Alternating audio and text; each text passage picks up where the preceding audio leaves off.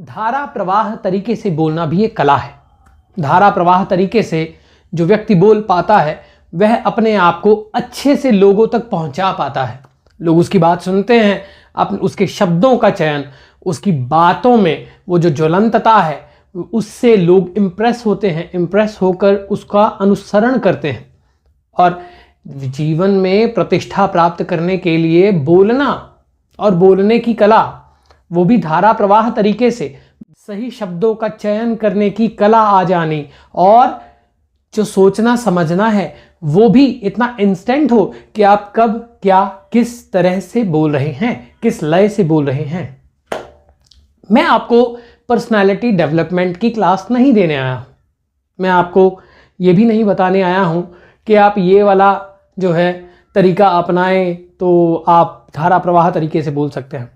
नहीं, मैं आपको बताने आया हूं कि कौन कौन सी चीज़ें इसमें कंट्रीब्यूट करती हैं, एस्ट्रोलॉजी से संबंधित कैसे है, बीज मंत्र कौन से काम आ सकते हैं, कौन सी महाविद्याएं इसमें काम आ सकती हैं। धारा प्रवाह तरीके से बोलने का सीधा संबंध किस चीज़ से है? धारा प्रवाह तरीके से बोलने का संबंध है आपके रूट चक्र से लेके आपके विशुद्धि तक।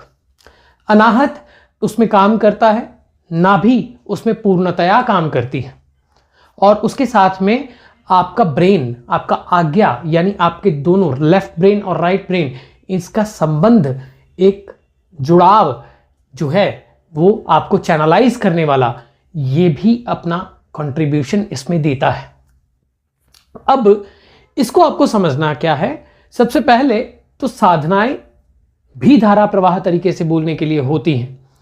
आप कई तरीके हैं जिससे आप जा सकते हैं। उसमें पहले प्लैनेट्स कौन कौन से इसमें काम करते हैं। सूर्य तेज का स्वामी है। तेज तभी आता है जब आपके अंदर अग्नि होती है और उसी तेज के कारण आप अपने आप को जो है लोगों तक कन्वे कर पाते हैं। तो ये इसका संबंध नाभि से है, सोलर प्लेक्सस से है। सूर्य बहुत कंट्रीब्यूट करता है। बृहस्पति वायु है। अब वायु जिस प्रकार की आपके अंदर चलेगी उसी प्रकार का आपके अंदर बोलने का जो है स्टेमिना आएगा। उसके साथ में आ जाता है मंगल। मंगल क्या है? रक्त का प्रवाह। जब सूर्य, मंगल, गुरु इस प्रकार की स्थिति में होते हैं, उसके साथ में बुध।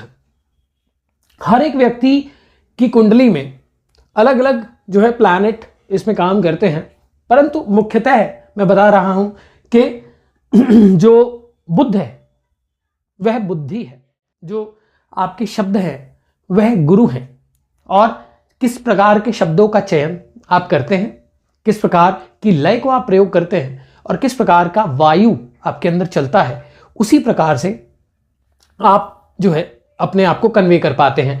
अब कन्वे करने के लिए ये तो एक पॉइंट हो गया। दूसरा पॉइंट क्या है? दूसरा पॉइंट है आपका कॉन्फिडेंस। और कॉन्फिडेंस कहां से आता है? कॉन्फिडेंस आपके रूट चक्र से। भय, निर्भयता, ये निर्भय होकर आप कुछ बात कर पाते हैं तो वहां पे रूट चक्र भी काम करता है। अब हर व्यक्ति के लिए अलग अलग तरह की साधनाएं होती हैं, हर व्यक्ति के लिए अलग अलग तरह की रेमेडीज होती हैं, परंतु मुख्य रूप से यदि आप अपनी नाभि को प्रज्वलित रखते हैं, नाभि से संबंधित चाहे आप यौगिक क्रियाएं करते हैं, चाहे आप मंत्र जाप करते हैं और मन को संतुलित रखते हैं, उसके लिए आप कोई भी प्राणायाम करते हैं, कुछ भी करते हैं, तो आप बैलेंस में ला सकते हैं। ज्यादातर लोग जो अटकते हैं उनका संबंध किसी भी चीज में जो अटकना है उसका संबंध कहीं ना कहीं आपके बॉडी की ब्लॉकेजेस से होता है और उसका संबंध सीधा मन से होता है और मन का संबंध चंद्र से होता है और चंद्र आपकी बॉडी का पानी है और पानी 70% है आपके अंदर। जल तत्व भी डिस्टर्ब हो जाए, इमोशंस डिस्टर्ब हो जाते हैं, व्यक्ति अपने आप को कन्वे नहीं कर पाता। इसीलिए मैंने आपको यह कहा कि सभी तत्वों का समन्वय हो जाना ही धारा प्रवाह तरीके से बोलने के लिए जो है माना जाता है। अब उसके साथ में साधनाएं कौन सी हैं? बगलामुखी, भगवती बगलामुखी, पीतांबरा, इनकी साधना वाद विवाद में जीतने के लिए ही बनी है। किसी भी तरह की शत्रु जो आपके सामने की स्थिति है, शत्रु की स्थिति है, उसको कमजोर करने के लिए बनी है। शत्रु कुछ भी हो सकता है, मैंने बहुत बार इसके बारे में बात की है।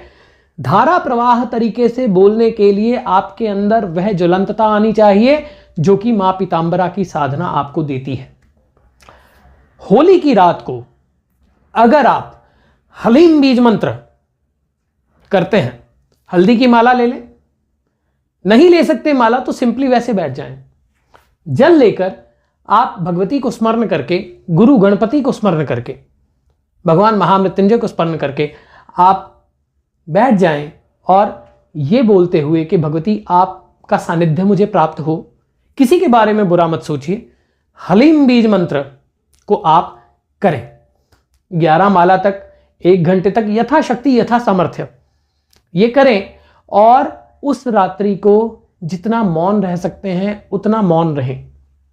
पूर्णिमा का पक्ष जब लग जाए उसके बाद आप भगवती के स्मरण में लग जाएं और सारी पूर्णिमा आप भगवती के स्मरण में लगे रहें। आप देखेंगे कि धीरे धीरे फिर उसके बाद में 1 माला रोज कर लें, नहीं भी कर सकते तो 11 बार कर लें, ठीक है। और फिर आप देखेंगे आपके अंदर शक्ति का विकास होना शुरू हो गया, आपके जितनी ब्लॉकेजेस हैं, भय हैं, वो खत्म होने शुरू हो गए। और जैसे ही वो खत्म होने शुरू हुए, आपके शब्दों का चयन, आपके बोलने की लय और लोगों का आपको सुनने का तरीका, ये सब बदल जाएगा।